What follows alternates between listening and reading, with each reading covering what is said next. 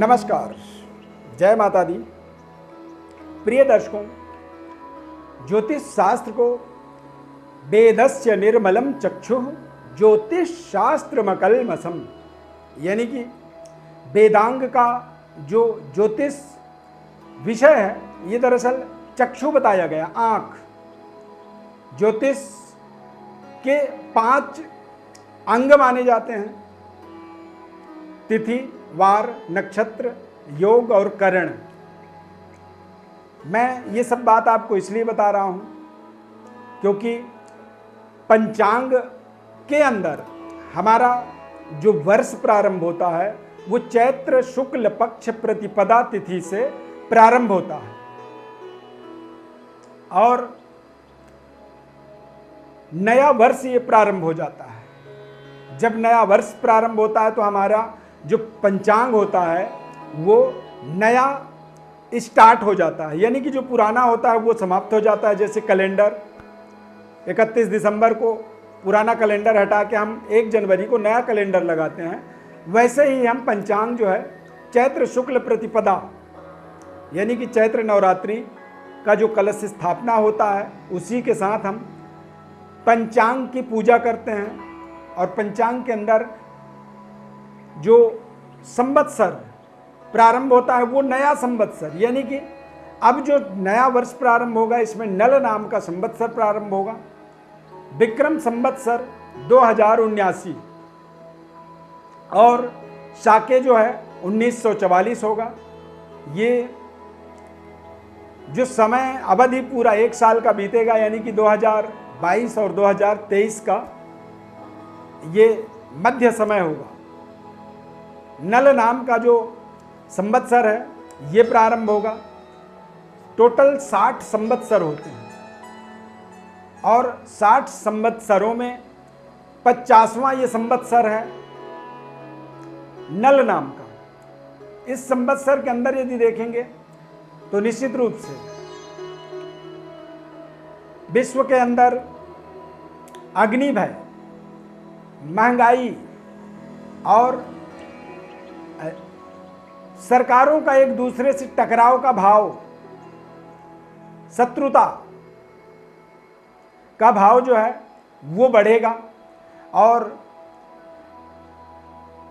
इसी का एक प्रभाव आप देखेंगे कि रूस और यूक्रेन का जो युद्ध हो रहा है, तीसरी विश्व युद्ध के दरवाजे को ये खोल रहे हैं। ये आपसी टकराव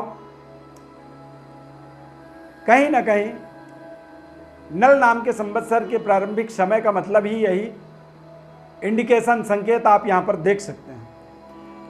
हालांकि नल नाम के संवत्सर के जो स्वामी होते हैं, बृहस्पति होते हैं। गुड़ी पड़वा चैत्र शुक्ल प्रतिपदा तिथि 2 अप्रैल से ये संवत्सर पूरी तरह से प्रभावी एक्टिवेट हो जाएगा और राजा शनि होंगे। इस समय में देखा जाए तो शनि देव के पास तमाम ऐसे जो अधिकार हैं, आधिपत्य हैं, वो प्राप्त हो जाएंगे। पूरी मंत्रिमंडल के एक तरह से लीडर बन जाएंगे।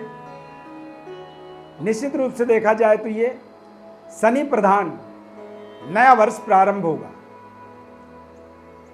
वृषभ राशि, मिथुन राशि, कन्या राशि, तुला राशि, मकर राशि, कुंभ राशि और इन लग्नों के ऊपर आने वाला जो वर्ष है वो बेहद लाभदायक और फायदेमंद साबित होने वाला है।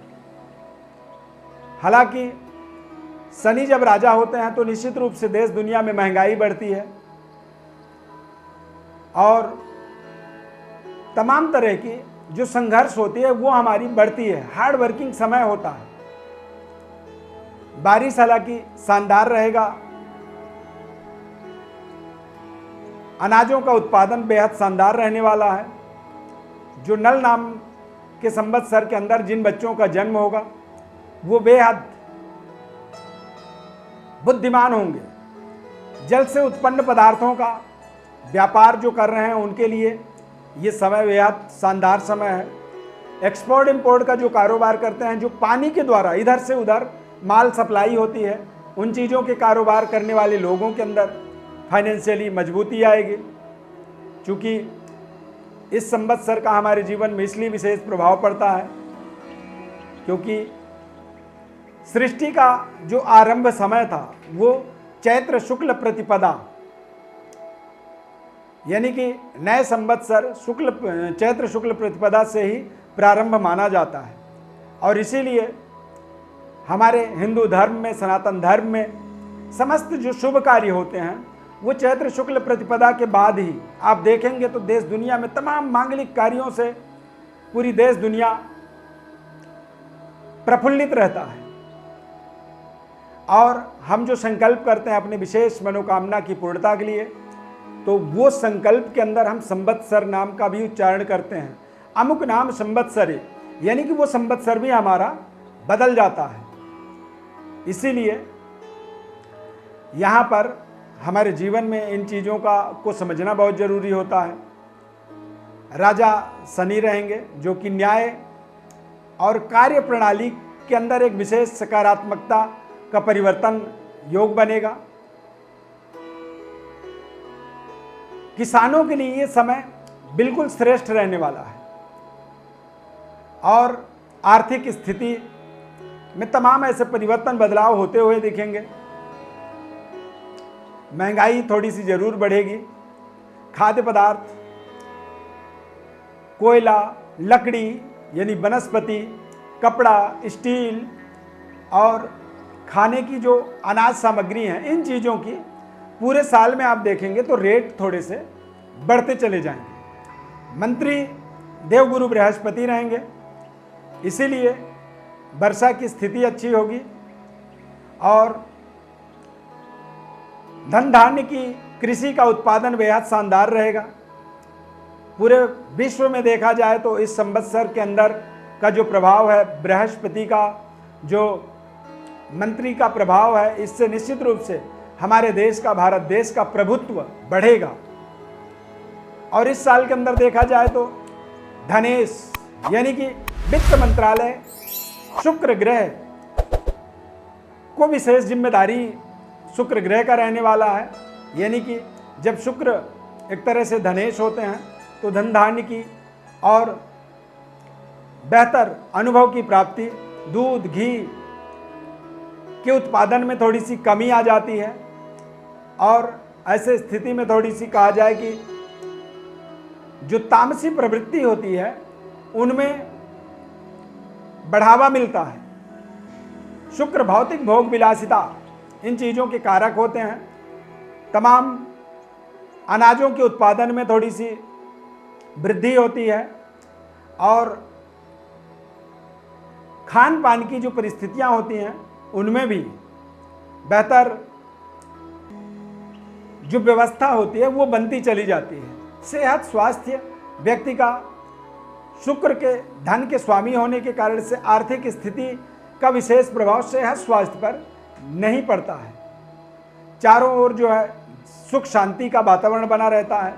भौतिक पदार्थों का पूर्ण सुख मिलता है और व्यक्ति अपने मानसिक स्थिति को संतुष्ट करने के लिए यानी कि पर्याप्त परिश्रम करता है। सद्बुद्धि की प्राप्ति होती है और तमाम ऐसे जब शुक्र धन के स्वामी होते हैं तो शुक्र ग्रह हमें लग्जरी सुख सुविधाओं से पूरे वर्ष जोड़ते चले जाते हैं। धनु राशि और धनु लग्न, मीन लग्न, मेष लग्न और सिंह लग्न के जातकों के लिए गुरु के मंत्री होने का प्रभाव जो होता है वो बेहद शानदार रहने के कारण से आप अपनी बेहतर सुख सुविधा, इंक्रीमेंट देख सकते हैं। कर्क लग्न के और कर्क राशि के जातकों के लिए शुक्र धन के स्वामी होने के कारण से भी आपको बेहतर आर्थिक स्थिति, बेहतर डेवलपमेंट से निश्चित रूप से आपको जोड़ने का यहाँ पर अवसर मिलता है। अथक प्रयास, कठिन परिश्रम करने के माध्यम से ही आपको बेहतर डेवलपमेंट और बेहतर सफलता की, कामयाबी की आपको कल्पना करनी है। ये जो समय है, ये जो संवत्सर है, और नया जो प्रारंभिक समय है ये बेहद शानदार समय रहने वाला है। इस समय का आपको पूरे अपने जीवन में सदुपयोग करना है, इसका अपने जीवन में लाभ लेना है। नए वर्ष की ढेर सारी हमारी तरफ से शुभकामनाएं। कार्यक्रम में आप जुड़ते हैं, पसंद करते हैं और चैनल को आप सब्सक्राइब यदि किया है, नहीं किया है तो जरूर आप करें, और किया है तो उसके लिए बहुत बहुत धन्यवाद। माता रानी की अपार कृपा बनी रहे। जय माता दी।